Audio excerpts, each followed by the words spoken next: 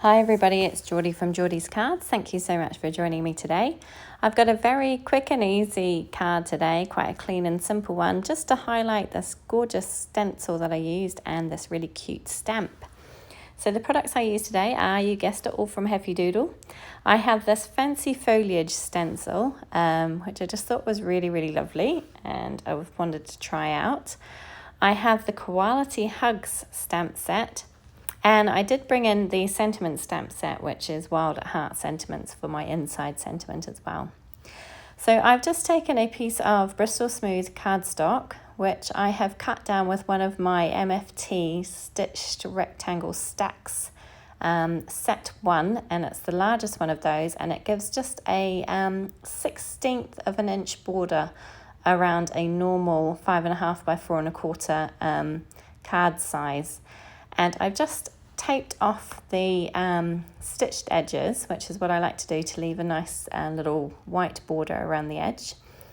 And I'm getting my stencil out, and I decided that I actually wanted to work the other way, so portrait style. So I've turned that around and, landscape style, not portrait, landscape style.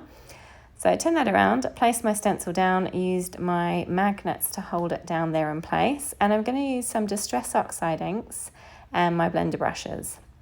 So I'm going to do a bit of a pastel rainbow background today. So I'm starting out with some spun sugar, and I'm just going to brush that through my stencil and trying to kind of figure out how far across I should take each colour, because obviously I want to get my rainbow in, so I've got quite a few colours to fit in.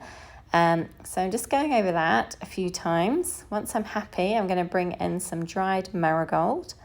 I really love this colour. It's a nice orange, but it's a soft orange, so it fits in well with this pastel rainbow. And I'm just going back in with my spun sugar to blend over the edges to get a nice smooth blend. Next up, I've got some squeezed lemonade, and this is quite a bright yellow, but I think it works quite well with these other colours. And again, I'm just going to go back in with my orange and blend that out a little bit, and then back in again with my yellow. After that, I go on to my green, which I'm using cracked pistachio. And I really love this colour. It's one of my favourites. It's almost a minty green, and I really like it. So again, each time I do a new colour, I just go in with the old colour and just kind of blend it out a little bit and make sure that those transitions are relatively smooth. Next up is my blue, for which I'm using Tumbled glass. And I think this cracked pistachio and the tumbled glass works really nicely together, and they make quite a nice transition. And again, just going back and forth between the two. And my final colour is my purple, which is going to be shaded lilac. And again, it's quite a nice soft purple, not too deep or dark, so works well with these other kind of pastel-y shades. And again, just going back and forth between the two colours and making sure it's blended out nicely.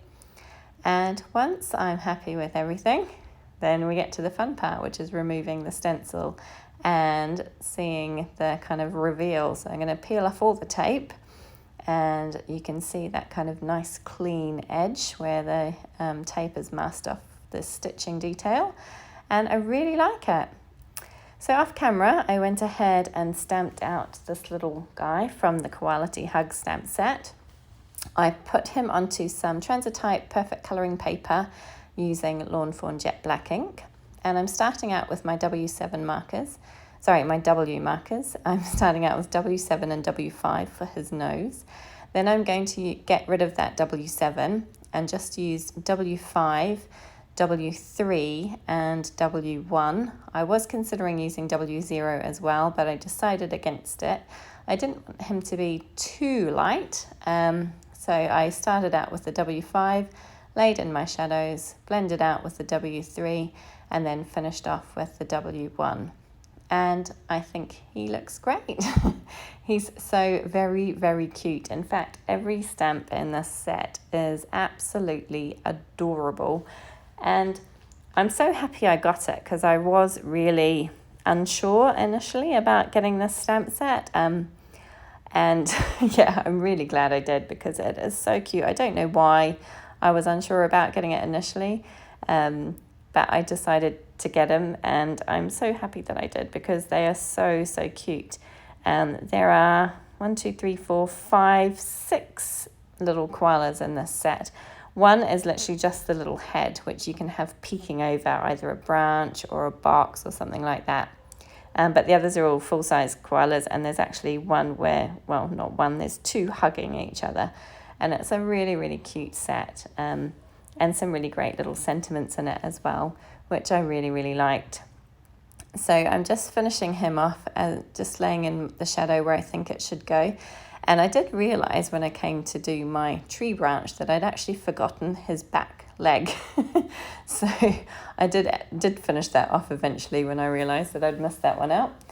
So just finishing off blending him out, and then I'm going in with some R22 and R20 to put around his little ears and also to give him some rosy cheeks. So these are just nice soft pink colours, rosy pink colours, which work really well for this kind of thing. And then I went in with E49, E47 and E44 to create my E47, E44 and E43 to create my tree branch. And just laying some darker shadow towards the bottom and then blending out towards lighter at the top. And I know that the kind of top of the tree branch would be undershadowed by him lying on top of it, but I kind of just thought this was the easiest way of colouring it. So that's what I did. So yeah, just blending out and making sure that's nice and smooth and going in with a couple of coats to make it look nice and even.